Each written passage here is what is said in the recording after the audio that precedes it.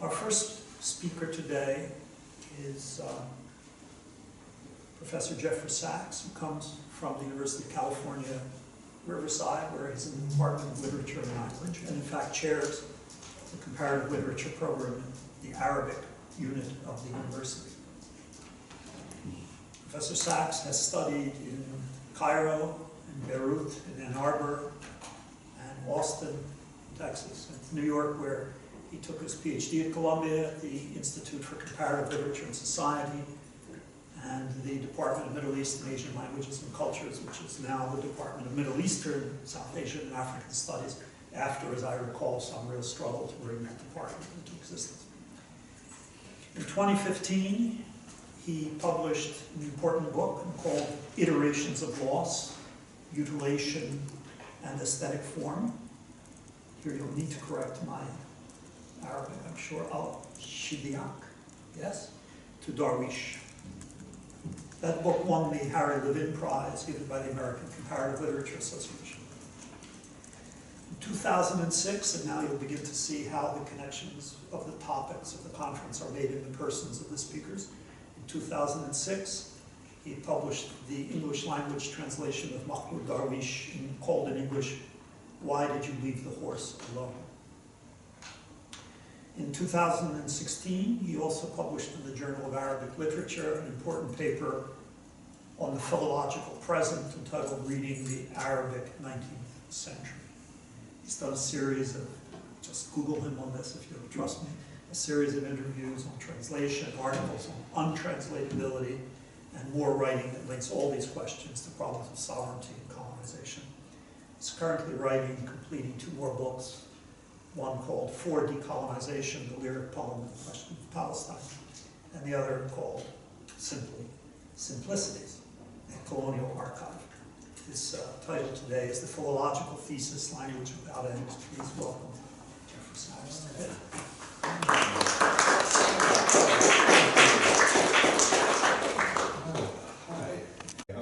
But thank you. Thank you very much, Paul, for inviting, and thank you to the editorial collective for inviting and for thinking of me on this occasion to try to think a little bit about language together.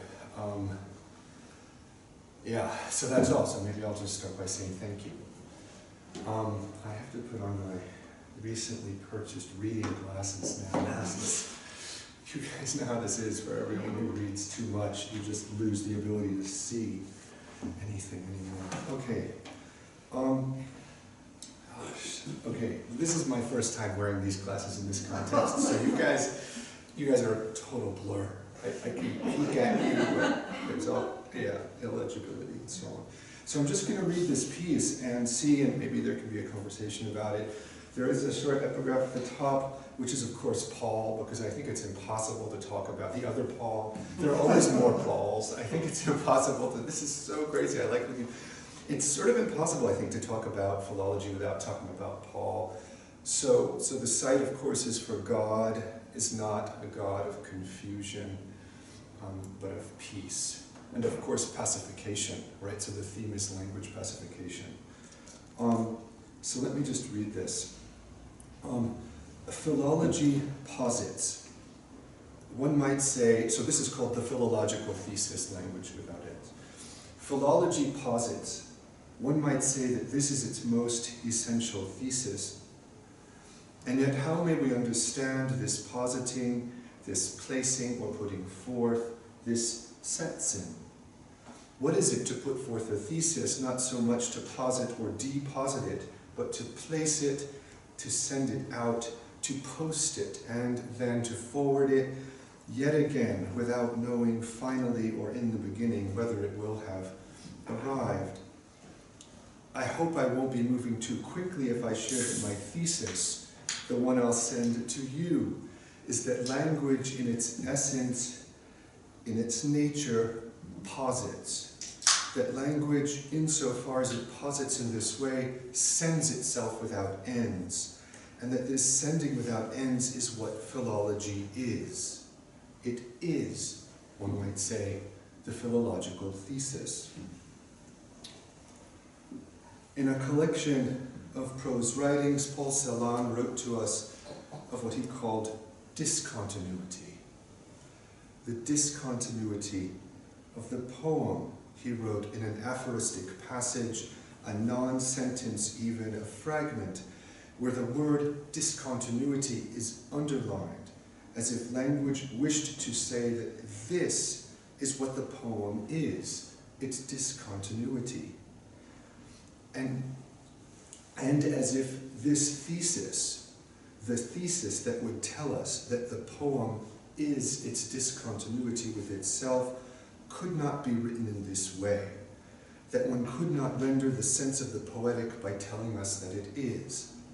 And so one might say that the poetic is what happens with language when it discontinues, when it ceases to be itself. And it is what happens with language when it becomes an incessant, ceaseless making of discontinuities. Insofar as this is what language in Ceylon is, we might say that, as he gives us to think it, the verb to be takes on a sense that is merely this. What is merely the coming apart of language as it posts and sends, as it moves to and toward, for and with, as it posits. One name for this positing, I want to argue, is philology. Philology discontinues. It is the discontinuity of language. And yet philology is immediately the capture of this discontinuity in the regimes of linguistic and historical interpretation and the practices of textual editing and translation in the literary and hermeneutic disciplines. These disciplines, I'll want to argue, are nothing but this response, iterated and repeated, transformed and pluralized across languages. And these disciplines, in their institution and designation of objects and fields, in a practice that is at once identitarian and identifying, a targeting practice, reiterate this response until today. This, then, is what happens with philology when it becomes what Werner Hamacher has called in a recent intervention entitled Minima Philologica Logology. Where philology is understood, in Hamacher's words, as, quote, the study of language, erudition, and finally as the scientific method of dealing with linguistic, in particular literary documents. Hamacher writes the following sentences, and so this is a little bit of a quote. The relegation of philology to an ancillary discipline of dogmatic theology, jurisprudence, historiography, its shrinking into a disciplinary technique in pedagogical institutions, its contraction to literature studies, and above all the attempt to force it under the norms of an epistemic discipline, however destructive these institutions of repression were and remain for the experience and clarification of linguistic existence, they have not yet been able to destroy the philological impulse. And he continues to say, but one should not deceive oneself. This impulse is destructible. The nationalisms in whose service the national philologies have placed themselves, the juridicism, classism, racism, and sexism that they serve and often uphold are assaults on linguistic and philological existence, from which the most gruesome ravages proceed day by day. These philologies are self-destructive, and other philology has to fight with the means of analysis and invention with all means against this work of destruction. And that's the end of the citation. Okay, so, and yet philology, as logology, does more. It is already internally and externally, within and without philology, at war. It is not only a comprehension of language, and it is not only a series of imperatives for comprehension, for temporal, historical understanding and localization, to which language, ever since Europe colonized the world in 1492 or before or after, has been subjected. Philology is at war, and this not only because of the, quote, nationalisms in whose service the national philologies have placed themselves, the juridicism, classism, racism, and sexism that they serve, but because from the very beginning and earlier, philology's polemic has been a polemic for the extension and proliferation of a series of terms on a global scale, the lexical juridical advance of the form of the property-owning subject, a form whose institution and extension is outlined for us in Part 8 of Volume 1 of Capital on the so-called primitive accumulation, and the form of a subject that would be, with respect to itself, proper, a being which, simply itself, transparent to itself, a subject that is, becomes a locus for the absorption and containment of emotion. Everywhere, language is to come down to I, as this term becomes a mediating form for the Bildungscentric concepts of culture, literacy, and pedagogy this pronoun invests. When Edward Said wrote that Orientalism, itself a philological and historical discipline, must be understood as a lexicographical police action. This is a beautiful thing. And this also because, as it becomes a habit, which is also a word that Said uses in that context, it generalizes and extends itself as it proliferates itself within and between languages, not only to and at, but within the languages of the colonized, as the sense of what it means to do language, as Hamacher wrote, is transformed. Philology, then, is I on a global scale. It is language and literacy, it is literary history and aesthetic form, it is property and propriety, it is all of this and more. It is the police, it is ICE, a logological carcerality, an extension of a particular sense of language, a field of conceptuality in our shared and asymmetrically divided thanato-penal present. But language moves, and philology all at once covers over and intensifies a tradition of what, in the words of the 10th century Arabic language philosopher Abu Nasr al-Farabi, is, quote, to no end, la lighaya. I'll turn now to 3 moments in this tradition without ever knowing which came first, if any one of them did. I'll read then slowly, philologically even, al-Farabi and his reading of Aristotle, the Iraqi poet Khalid al-Ma'ali and his translations of Paul Celan, and the writings of Walter Benjamin on language and on what he called the critique of violence. Walter Benjamin's 1916 essay on language militates against the sense of relation that has everywhere distributed itself, and this at the moment where Benjamin writes of a conception of language which knows, quote, no means, no object, and no addressee of communication. If this is the case, if language knows no means, no object, no addressee of communication, then language undermines the principal forms of understanding to which it is recalled in the literary and historical disciplines. Among these forms of understanding, included within this sense of language, is the privileging of the speaker of language, the origin or source from which language is to have emerged and to which it is to return in the communicative circuit to which it is coerced to belong. Languages, therefore, have no speaker, Benjamin writes, if this means someone who communicates through these languages. Insofar as language is to be a means, something through which one communicates, it is not language. Language, one might say, is whatever happens when its speaker is no speaker, and when the social is therefore not understood as a field of beings, but only a scene of relations. A scene where, as Benjamin wrote of the Baroque drama, any person, any object, any relation can mean absolutely anything else.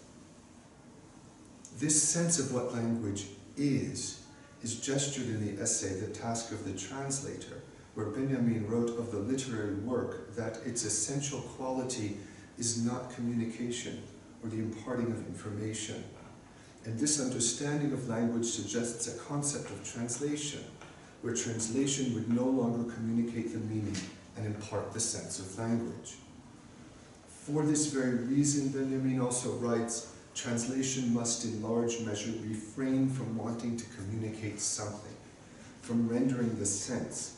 And in this, the original is important to it only insofar as it has already relieved the translator and his translation of the effort of assembling and expressing what is to be conveyed. Language in translation, as Benjamin writes of it, becomes Übersetzung, a positing over, if you will, as language is dislodged from circuits of reception. For what does a literary or poetic work say? What does it communicate? It tells very little to those who understand it. Benjamin also wrote. Language in Benjamin does not communicate. It interrupts. To quote a text involves the interruption of its context, he wrote elsewhere. And this interruptive practice gives to us in Benjamin another sense of communication. Communication is not the imparting of sense between addressor and addressee, but the breaking apart of language. Language in Benjamin is already a kind of disruption. It is already torn, adrift, underway, and there is no outside in relation to this finitude. Thus, Benjamin also wrote, quote, as Kafka puts it, there is an infinite amount of hope, but not for us. To read in this hopelessness is to read philologically. It is to read without an atemporal sense of the sense of language, and it is to read without the mournfully consoled interiority to which language is habitually recalled. The reflection on language is mirrored in Benjamin's critique of what he calls all legal violence. The essay entitled Critique of Violence is aimed at understanding what he calls law-making and law-preserving violence, a sort of violence that is for the state at once foundational and iterated. The law's interest, he writes, in a monopoly of violence vis-à-vis individuals is explained not by the intention of preserving legal ends, but rather by the intention of preserving the law itself. That violence, when not in the hands of the law, threatens it, the law, not by the ends it may pursue, but by its mere existence outside the law. Military force is a singular instance of lawmaking violence. It reverberates in what he calls the peace ceremony, which, he also writes, has seemed to be entirely necessary, quote, even in cases where the victor has established himself in invulnerable possession. The institution of a legal juridical peace has, he writes, a law-making character. It is instituting violence. And it is this violence that he wishes to contest with the general strike. Right? On the one hand, Benjamin recalls for us the workers' guaranteed right to strike. Right? Quote, today organized labor is, apart from the state, probably the only legal subject entitled to exercise violence. The workers' strike itself becomes violent, he writes, if it takes place in the context of a conscious readiness to resume the suspended action under certain circumstances. Understood in this way, he underlines, the right to strike constitutes, in the view of labor, which is opposed to the state, the right to use force in attaining certain ends. So it's a question of ends. Benjamin contrasts this strike, what he calls the political strike, to the revolutionary general strike. He reads the general strike drawing upon George Sorel's reflections on violence, and he attributes the distinction, right, between the political and general strike to him, to Sorel. So here's the cite: two essentially different kind of strikes, the possibilities of which have already been considered must now be more fully characterized. Sorel has the credit from political rather than purely theoretical considerations of having first distinguished them. He contrasts them as the political strike and the proletarian general strike. Benjamin offers the following gloss. Right? Whereas the first form of interruption of work is violent, the political strike, since it causes only an external modification of labor conditions, the second, the proletarian general strike, is a pure means, right, as pure means, is non-violent, for it takes place not in readiness to resume work following external concessions and this or that modification to working conditions, but in the determination to resume only a wholly transformed work, no longer enforced by the state, an upheaval that this kind of strike not so much causes as consummates. Politics becomes a politics of pure means not subordinated to ends. This politics in Sorel is a revolt that both appears, Benjamin writes, and is simple. And these qualities of revolt suggest the theoretical critique that Benjamin had earlier promised. Right? Sorel, Benjamin had written, distinguished two forms of strike, right, from political rather than purely theoretical considerations. This is what Benjamin writes as he cites Sorel. Taking up occasional statements by Marx, Sorel rejects every kind of program of utopia, in a word, of lawmaking for the revolutionary moment. Now here's the cite of Sorel. With the general strike, all these fine things disappear, and the revolution appears as a clear, simple revolt, and no place is reserved either for the sociologists or for the elegant amateurs of social reforms, or for the intellectuals who have made it their profession to think for the proletariat. To contest this understanding of violence, right, of a clear, simple revolt, Benjamin stages the general strike, an instance of pure means over and against law-making and law-preserving violence. If, in what Benjamin called the critique of all legal violence, these two latter forms of legal violence become indistinguishable, right? And he ends up calling them mythical violence, right? He jams them into mythical violence. This is only because the violence of the general strike calls a halt and suspends this generalized and legal violence, right? So he wants to call upon the general strike to contest the violence of the state, its institution and its proliferation and its suspension and continuation of itself, right? So to stage this halt, this suspension, right, of what he calls lawmaking and law-preserving violence, he transforms that distinction into the distinction between mythic and divine violence. Both of these, law-making and law-preserving, are now to be located on the side of mythic violence, which is to be suspended in divine violence, right? Or in the general strike, which are structurally the same.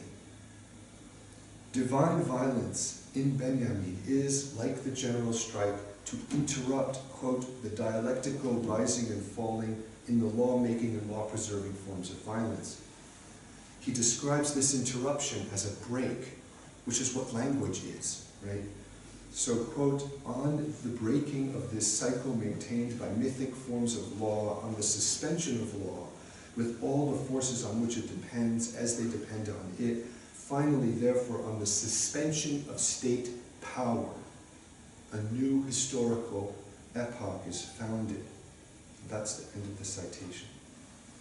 If we won't be able to co-sign the newness of this epoch or its historicality, we are left reading Benjamin only with the suspension of the law, and the word is Entsetzung, right? And if also of state power, Staatsgewalt. If Benjamin finally recuperates this suspension into a newness, and this is this moment that's totally fucked up in this text, right? Because you feel like he's going at this, and then the next thing you know, there's a new historical period that he wants to found. So Paul. Okay. So if Benjamin finally recuperates this suspension into a newness, we may only say that this essay, as it does so, preserves its essentially philological form, hardly itself, militating against itself. The essay mirrors the form of language of which it also speaks, where violence and if also language is to be judged no more from its effects than from its ends, but only from the law of its means. End quote. A means which, without ends, hardly founds something new, let alone an epoch, a temporal stability, but only interrupting itself, iterates the language form that Benjamin privileged, where language, in the sense in which he has taught us to understand this word, communicates. But what is language without ends? In a sentence contained in a 10th century Arabic treatise on Aristotle, the philosopher Abu Nasr al-Farabi wrote of an act that was to or for no end. La lighaya. Right? Quote, man must understand the truth of these things so that his labor will be directed towards some definite end. Right? لِيَكُنْ سَعْيِهِ نَحْوَ غَايَةٍ مَا مَحْدُودًا. He wrote, and not be for no end. وَلَا يَكُنْ لَا لِغَايَةٍ. Or for a thing that might not itself be the end. This text is all at once pedagogical and philosophical. It is a philosophical propedeutic to the reading of Aristotle, and so one might say that it presumes the terms it tells us it is only presenting. In this text entitled Falsafat Aristoteles, the philosophy of Aristotle, Al-Farabi moves from a discussion of sense and the body. Okay? Aristotle, Al-Farabi writes, quote, saw four things that everyone pursues from the outset and considers desirable and good. So this is his gloss on Aristotle in the beginning. Right? These four things are desired, and I'm quoting still, and pursued by nature, as it were. And no other pursuit precedes them in time. These are 1, the soundness of the human body, 2, the soundness of the senses, 3, the soundness of the capacity for knowing how to discern what leads to the soundness of the body and the senses, and 4, the soundness of the power to labor at what leads to their soundness. Okay, and so Al-Farabi moves from the body, al-badn, and the senses, al-hawas, to what is beyond the senses and in excess of them. One is to leave sensation and the temporal behind as one ascends, as it were, to philosophy, right? Then he found out that next to desiring these four, Al-Farabi wrote, right, the soul desires, right? ثُمَّ وَجَدَ النَّفْسُ مُتَشَوِّقَ إِلَىٰ الشَّوْقِ is here, right? To understand the causes of sensible things. Right, so then he found out that next to desiring these four things, the soul desires to understand the causes of sensible things, of what is observed in the heaven and on earth, and of what man sees in his own soul and the state in which he finds it. And the knowledge of these causes, and Al-Farabi will go on to enumerate the ancient understanding of what a cause is in Aristotle. This knowledge is not, quote, for the sake of anything else. So here's the cite. Now such things, for example, the desire to understand the causes of sensible things, do not belong to those four. Knowledge of them is not useful for the soundness of any of the four, or with regard to anything else, or for the sake of anything else, apart from knowing the thing and resting upon the knowledge of it. Philosophy then, as first philosophy, as the knowledge of causes and principles is not oriented toward an end other than itself. And first philosophy then sets the terms for the determination of ends.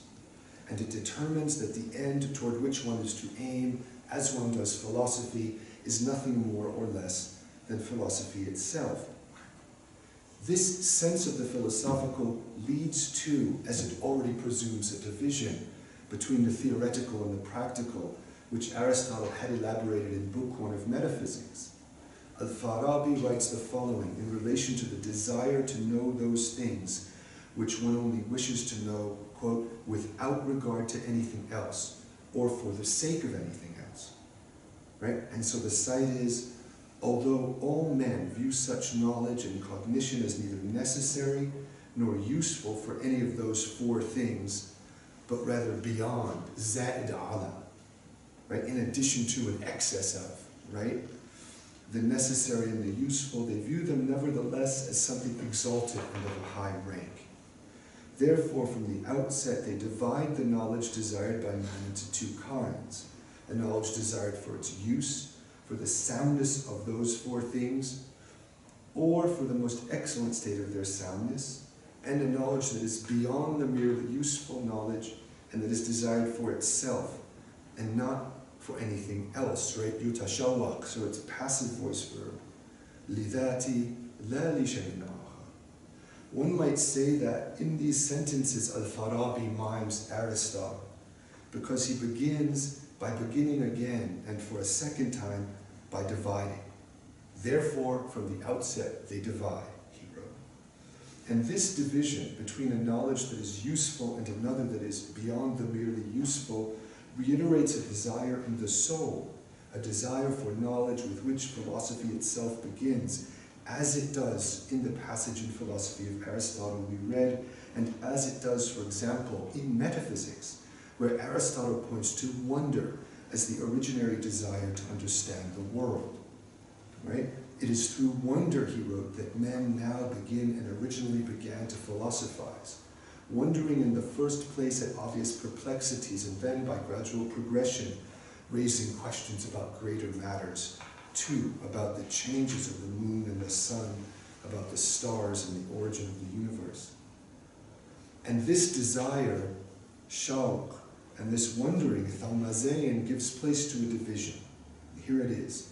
This division derives its validity from the soul's desire for the two kinds of knowledge, Al-Farabi writes. Even before deciding between them as to which is to be preferred and which is to be avoided. Consequently, he called the first kind practical, amali, and the second theoretical, nadari. There are then two desires, one for the four things Al-Farabi enumerated, and another for practical and theoretical knowledge. If the beginning is only, as it were, Al-Farabi wrote the beginning, because this beginning already divides, then what is desired by nature is itself only this division, a dividing division that keeps becoming more and that keeps becoming more than one, in excess of, and not only, and this is the English translation, it's in excess of zed ala itself, not only transcending or something, right, itself. Everything begins in sense, Al-Farabi tells us. But sense promises, it points to something that goes beyond the senses, and which becomes, Al-Farabi writes, useless. Moreover, although men may use their senses to discern what is useful to them in these four pursuits, they may use them also to apprehend and to know what is not useful to them in any one of those pursuits. I want to underline only that what is not useful is appropriated into philosophy as the study of what is useful for nothing other than itself. This is why we're in a tradition here. What is to say, which is to say for philosophy, what kind of act is this? This act where, in this text, uselessness has to be absorbed and sucked in, right? So this act where, excuse me, in this text, acts are returned to ends. The end which is, as Al-Farabi understands and practices it, philosophy. Al-Farabi defines philosophy elsewhere as he reiterates a tradition as, quote, knowledge of beings insofar as they are. Right? Al-ilm bil-mawjudat bima annaha mawjuda. Knowledge of beings insofar as they are. And if this kind of knowledge is what Farabi calls theoretical, and if this kind of knowledge is useless, Al-Farabi can do nothing but absorb this uselessness into the practice for understanding acts and if also being in relation to ends, which philosophy in Al-Farabi and in Aristotle is. And yet Al-Farabi recalls us to what is to no end, la lighaya, calling us to this end that is not an end, and to the untethering of acts, linguistic and others, from ends. This text becomes itself disorganized. It unsettles the privileging of ends. It can do nothing but reiterate the word labor in the passage in which that phrase occurs, right? So that his labor will be directed towards some definite end and not be for no end, is a word, sa'i, which may be related to an intention in relation to a particular kind of act, to whatever act, so that labor, the act or action of this text, is not so much absorbed into the ends it tells us it must be related to, but is divested in them. And so rather than appropriating this language, Al-Farabi's, into a history of language without ends, one might speak differently of a tradition, as Benjamin spoke of the tradition of the oppressed. One might speak of a way of being with language, hanging out with it, listening to it and with it, giving it to another and giving it away. I'd be the last one to know, or to have anything to say, about who or what came first, Aristotle or Benjamin or Al-Farabi or Paul even. And that brackets the question, of course, of which Paul. I've never been able to historicize anything, including myself. And who am I to say that everything didn't begin, for example, when Aristotle cited or paraphrased someone else? For example, Parmenides. And when he told us in Book 1 of Physics, and this is Aristotle, that, quote, his, Parmenides' assumption is false inasmuch as he treats being as having only one meaning, whereas in reality it has several. And Aristotle further writes, but it has been assumed that being denotes only one thing. Aristotle goes on in physics to elaborate the understanding of causes he wishes to privilege. I'll underline here only that everything begins in Aristotle when he relates himself to others. And when he tells us that the conclusion he has reached, quote, furnishes the only escape from the blind alley into which the first speculations on the subject led their authors. If these first speculations are a kind of wandering, they move in a blind alley and they get nowhere. They're a kind of thought or reflection on nature to no end. In metaphysics, Aristotle tells us that the earliest philosophy, quote, falters, and as he does so, he immediately absorbs this faltering into the project of first philosophy he's expounded.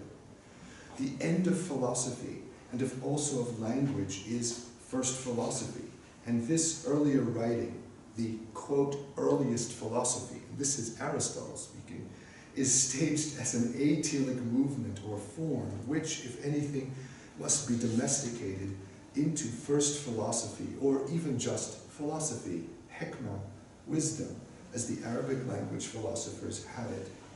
It would not be too much to say that this absorption, the domestication of language in relation to ends, is philosophy, and that there would be no philosophy without it.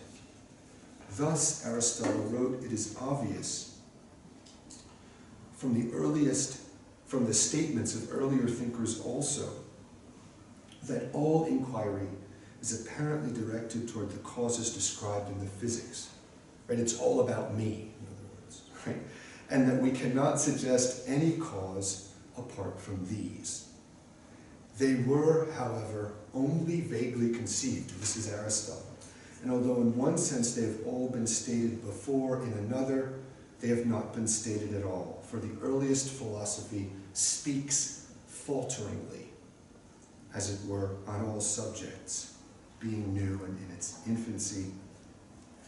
Aristotle is appropriating everything into a single end, the end that philosophy is, and the end that he presumes for language. All inquiry, he writes, is apparently directed toward the causes described in the physics, he wrote. Not this or that inquiry, but each and every one, all of them, known and unknown, those that come to us from the past and those that remain to come. And so the physics, and if also metaphysics, becomes itself by relating itself to its past and to what it tells us must be its past, to what becomes itself only by becoming the past of Aristotle and of his writing. One might say that Aristotle's staging of his relations to others mirrors his understanding of ends, and that his understanding of ends in relation to nature takes on an acute place in the reflection on causes in Aristotle. The field of objects or beings to which the study of nature relates in Book 2 of Physics is the field of those things that have within themselves, he writes, a principle of movement or rest. Some things exist or come into existence by nature, and some otherwise, he wrote. Animals and their organs, plants and the elementary substances, earth, fire, air, water, these and their likes we say exist by nature. Aristotle relates the four causes to nature, and they are, he tells us, different senses in which nature must be understood. The language in this passage mirrors the language around Aristotle's discussion of the senses of being. Being may be said in many ways, he wrote, and the conjoining of the sense of nature with the sense of being privileges the end, telos, and that for the sake of which, hanaka, in relation to beings, this or that being, all beings even, whichever being, whatever one. All beings and the relations between them are to be understood in relation to ends. Quote, and finally there is the goal or end in view, Aristotle writes, which animates all other determinate factors as the best they can attain to. For the attainment of that for the sake of which anything exists or is done is its final and best possible achievement. The being of things in nature are to be understood in relation to that for the sake of which anything exists or is done. And it would not be too much to say that that which is or does without such a for the sake of which is no thing or no action, and that it ought to be none. This imperative imparts an inheritance with which we must today still reckon. This reckoning is given in the work of the two poets about which I've wanted to speak, Paul Sivan and Khalid al-Ma'ali. This poetic writing, I'll want to argue, is a writing in the tradition of what is to no end. Sivan wrote in a note appended to his translations of the poetry of Osip Mandelstam that, quote, this selection in German is the first larger translation in book form. There have only been single poems published in Italian, French, and English. It should be given, above all, right, the selection that is, the chance which poetry needs most, the chance simply to exist. The mere existence of the poem is the chance Sivan gives to it. The German verb is geben, to give. And yet if this is a chance that the poem needs, it is equally one that does not belong simply to the poem. It is a chance and a mere existence that is given in translation, in relation to another. Something is given to poetry, to language, and it's only in this sense that the poem, and if also I, the one who speaks, may be said to be at all. It is perhaps for this reason that the poet, as Celan also wrote, is the last keeper of solitudes, an aloneness where one is not simply alone, and where solitude is a condition of the poem and of poetic speech. The solitude of the poem is, Celan wrote, a kind of movement. The poem is lonely. It is lonely and it is on the way. Its author stays with it. The poem's being on the way, right, unterwegs, is what the poem needs. It is what it means for the poem to simply exist. Celan underlines this mere existence. The poem intends another, needs this other, needs an opposite. It goes toward it. It bespeaks it. This going toward and bespeaking is elaborated. For the poem, everything and everyone is a figure